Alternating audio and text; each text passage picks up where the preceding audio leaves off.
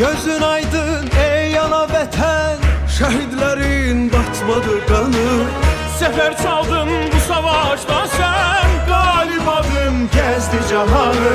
ABC Tədris Mərkəzinin rəhbərliyi və kollektivinin təşkili ilə Zəfər gününə həsr olunmuş tədbir keçirilib. Tədbirdə müəssisə rəhbəri Vəfa Mahmudova, valideynlər, şəhid anaları, qazilər və müəllimlər iştirak edildi. İlk olaraq şəhidlərimizin əbədi xatirəsi bir dəqiqəlik sükutla yad edildi.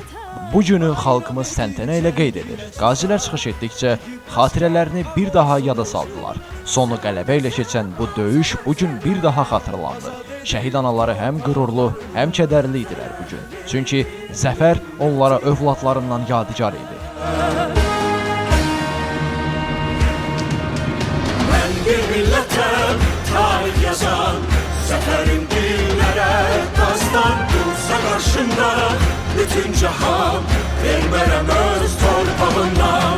Mən bir millətəm, tarix yazan, şanlı qələbəm çıxmaz yadda, bir ağızda deyək hər an, yaşasın Azərbaycan.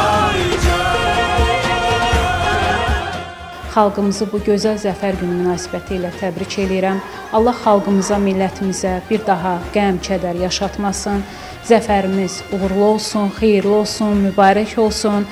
Nəinki mərkəz olaraq, bir vətəndaş olaraq bu hər birimizin ömür borcudur. Yaşasın qələbə sevincini yaşayan xalqımız.